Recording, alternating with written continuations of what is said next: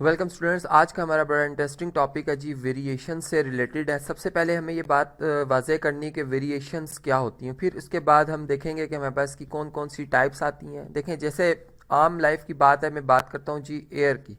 आप देख सकते हैं कि एयर का जो प्रेशर है वो डिफरेंट होता है, डिफ़र कर रहा होता है। यानी यहाँ पर एक अगर रूम की बात की जाए तो वहाँ पर एयर प्रेशर अलग है। आप एक बाहर किसी मैदान में खड़े हैं, वहाँ पे एयर प्रेशर अलग है। यानी जो एयर प्रेशर है ये एक हमारे पास एक वेरिएबल क्वांटिटी है जो कि वेरी कर रही है, ठीक है, प्लेस टू प्लेस। इसी तरह अगर आप एक कंटेनर लेते हैं और उस कंटेनर में एक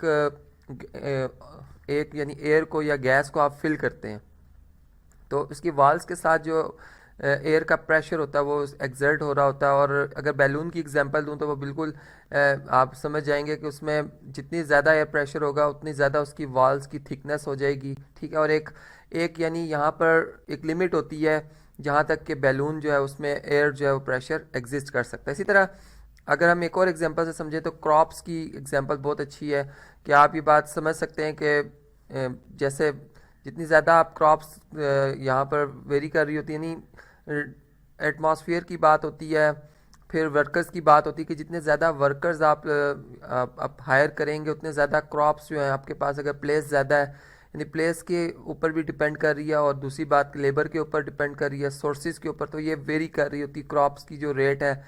और इसी तरह से अगर हम ये बात करें कि एक कार है और एक कार जो है वो मूव कर रही है, या एक प्लेन है और वो मूव कर रहा है, तो उसकी जो मूवमेंट है, उसकी जो स्पीड है, यहाँ पर मैं स्पीड की बात करना चाहूँगा जी। स्पीड ऑफ कार या कोई भी वो ऑब्जेक्ट जो कि मूव कर रही है, तो उसकी वेरिएशन है उसमें, और वो वेरी कर रही है। यानी यहाँ पे वेलोसिटी की जो हमारे पास एक डेफिनेशन आती है, या स्पीड की वेलोसिटी की, यहाँ पर वो इंट्रोड्यूस हो रही होती है, और उसमें भी वेरिएशन है।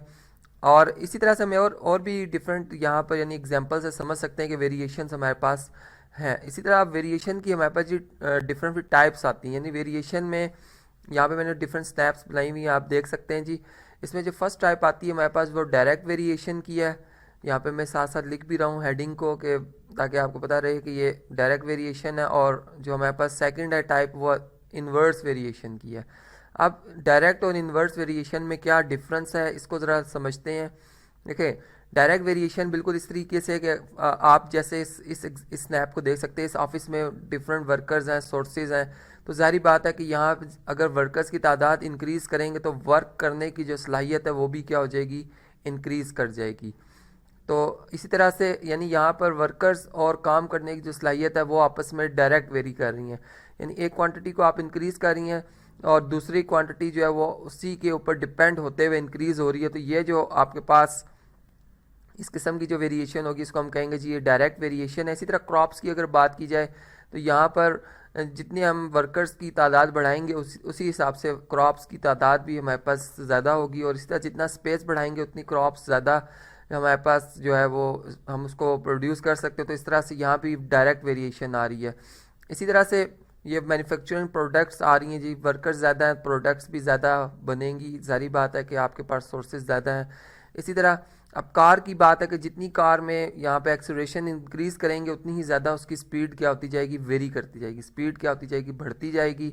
और इसकी मैंने रीजनिंग बता दी आपको कि एक्सेलरेशन को क्या करेंगे जी अगर हम बढ़ाएंगे। अब यहाँ पर ये तो बात होगी डायरेक्ट वेरिएशंस की। अब हम ज़रा इन्वर्स वेरिएशन के कॉन्सेप्ट को समझते हैं कि ये क्या कॉन्सेप्ट है।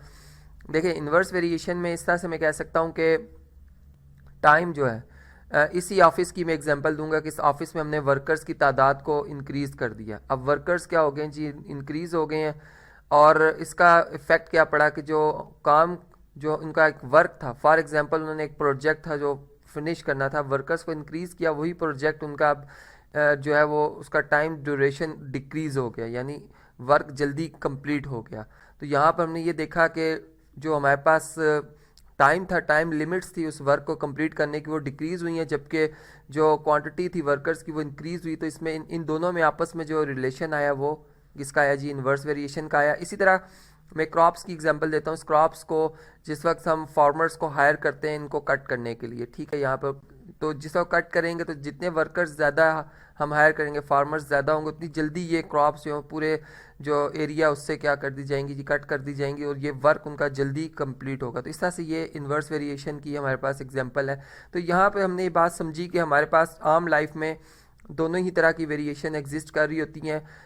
उनको हमने समझना होता है, अप्लाई करना होता है अपने उस सिचुएशन के ऊपर, और फिर उनसे जो मालूमात या जो इंफॉर्मेशन हम आगे डिलीवर करना चाह रहे होते हैं या लेना चाह रहे होते हैं वो हम समझ सकते हैं।